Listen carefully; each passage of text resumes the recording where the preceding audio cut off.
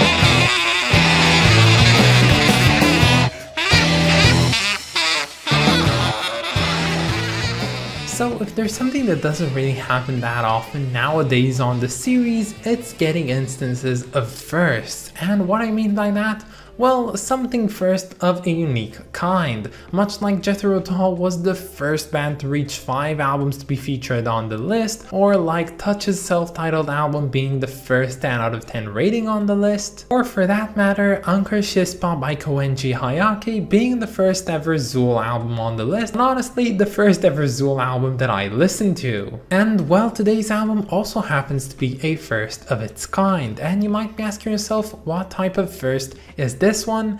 And well, this is the first album made by a Belgian band to be featured on the list.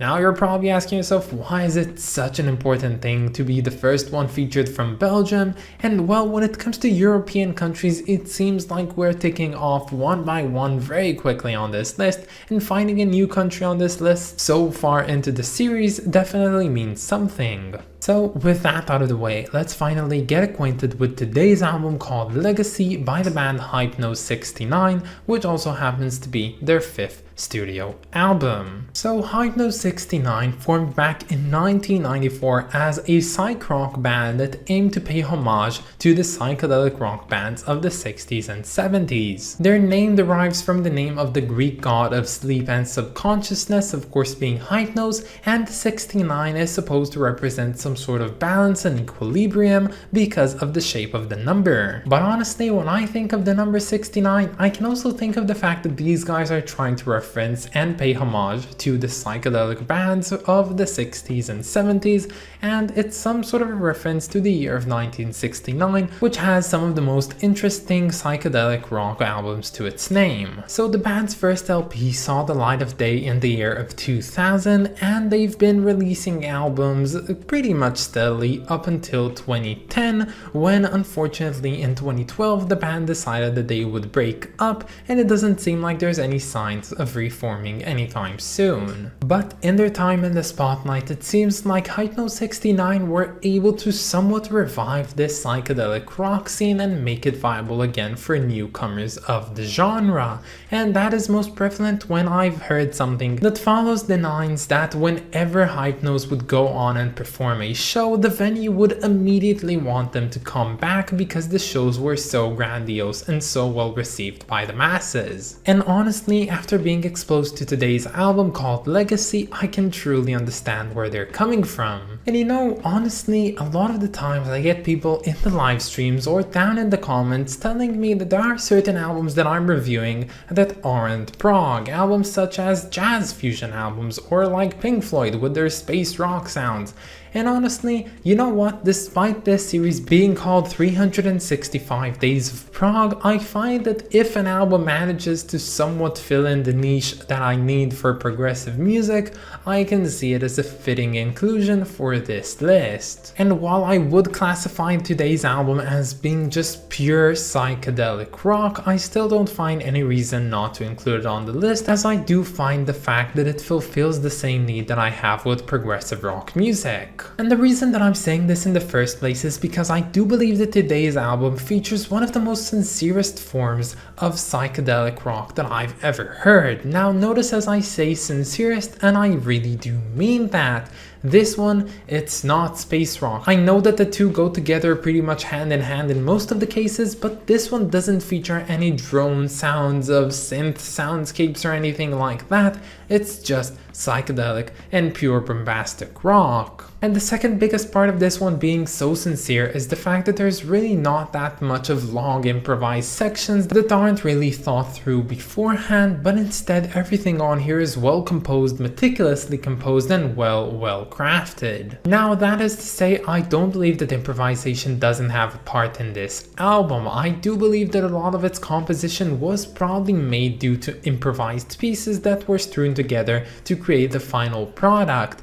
And the second thing about this album is, and that's the thing that I really like about the way that songs on here just go, is the fact that it seems like they have a lot of room for improvised pieces, especially in live settings. Almost, if not each and every single track on this entire album features a moment or a couple of moments when you can easily imagine one solo turning into something very big, very grandiose that stretches for a few minutes long. It would be so fun to listen to. And thinking about this idea to actually morph the music into what direction the band actually wants it to go makes it a bunch more understandable why the live shows of these guys were so successful. Now, as for the contents of this album opens up with my personal favorite track from the entire album called Requiem for a Dying Creed. The colors and textures on this one are just completely sublime. The vocals, they're almost serpentine, and the inclusion of a deep and rich sound of the saxophone just makes everything so worthwhile. The composition of this first piece is probably the best on the entire album, and it has a certain charm to it that is just never recreated from this point onwards,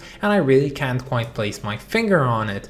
Maybe the only downside I have with this song, and that's something that would be a constant throughout this entire album, that it might be just a bit too long for my taste. Now, usually when I say about an album that it could have and probably should have been cut in certain places to actually be better sounding and more exciting and a bit shorter, but in turn be just better overall as an experience, I usually say this about albums which are to begin with not that great. But with this album's case, it's a fine album, a very good album that just my only real criticism of it is that it probably could have been a bit shorter and much more digestible for me, at least personally. Now, if there's one thing on this entire album that I actually really admired, it has to be the guitar playing by Steve Halpmeyers. As you might know, I am not a huge guitar fan in any case in particular, and while this album features a lot of different instruments that I might love, such as the clarinet, the bass, the mellotron, the Hammond organ,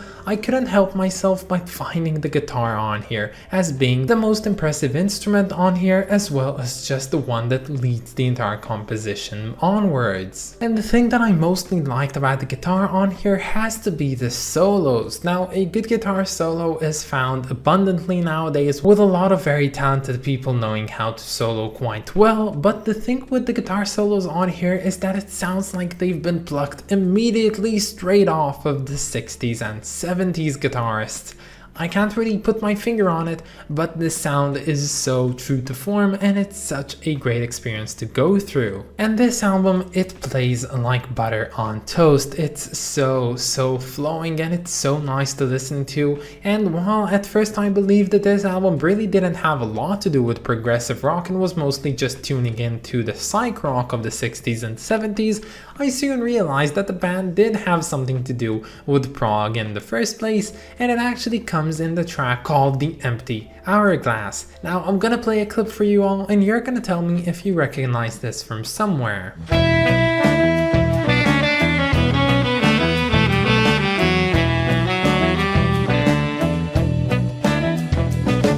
So to anyone who considers themselves to being a real and true prog connoisseur, you would have realized by now which song this riff is taken from, but if you haven't, here's the comparison once more.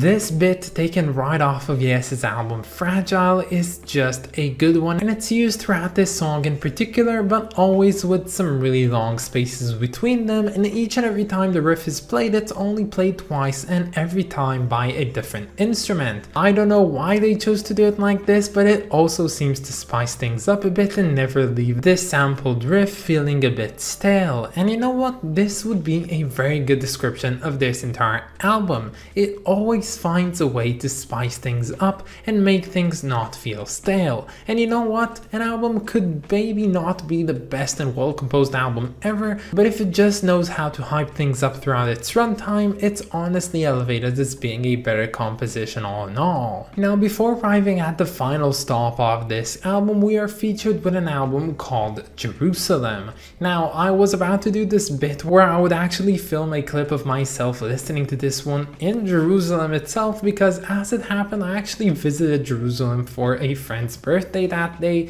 and I just thought to myself, you know what, it might be funny if I do this clip right now and insert it right here, but unfortunately I couldn't do that because it was too dark. It just didn't really look that good, so you'll just have to take my word for it that I listened to the song Jerusalem in Jerusalem itself. And the last song on this album is called The Great Work. Now this one is also a great track, and it does feature much more improvisation than the rest of this album, although not in a very shameless way, but in a very well crafted manner that I honestly pretty much enjoyed. And while this one is the second longest track on the album, with the first one of course being the opener for the album, I feel like this one was also trying to recreate the same environment that the Requiem for a Dying Creed was trying to make, but as I said in the beginning, that first track had a certain charm to it that is just not captured with this last one. I really can't place my finger on it, but the least I can say is that the last track that closes this album off is also a banger, and it's really much enjoyable. And if you like the way that this album opens up, you'll probably love the rest of it and the way that it closes up as well, because this album is a really solid one from front to back. And with this final track, this album finally concludes, and it's pretty much a long listen, so I was happy that it was at least a good listen as well. Now I can get why this album would be considered as a perfect album, and I know that my two main criticisms for it, of course, being a bit too long and just being psych rock, which is not definitely my personal thing, is entirely subjective. But as I said, I get why this album would be considered as perfect, and honestly I highly suggest anyone, especially the people that were around back in the 70s and 60s and really enjoyed the original psychedelic sound, to give this one a listen and get the same nostalgia kick out of it as well. So this is a fine drawing and a fine album cover, which despite looking very much good is not entirely my taste, but on a very unrelated side note, I feel like my dad would love this one to bits. Now, seeing as this album features a lot of biblical motifs and fantastical motifs, I can pretty much safely assume that I will make the comparison of the nude lady on here being Eve. She's holding in her hands the forbidden fruit, and we also have the serpentine snake looming from above, basically telling her to do the unthinkable. And as indicated by the framing of this cover, you can clearly tell that there is a second part of this image, and the second part, honestly, I wouldn't even show it here. It just features the remaining of this painting, but nothing overly critical for the lore that this one is trying to portray. And honestly, I believe that this is a good decision, because nowadays when we consume music online, we only see the front cover, we don't see the back cover, we don't see any gatefold,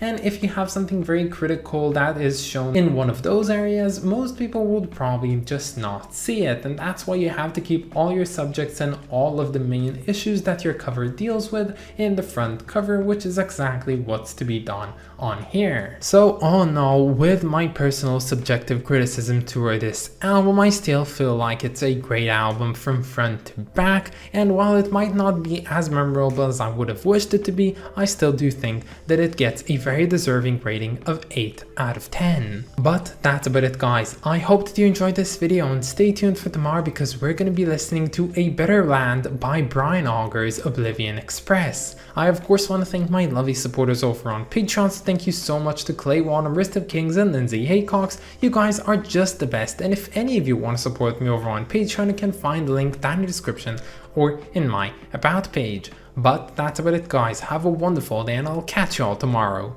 Bye, guys.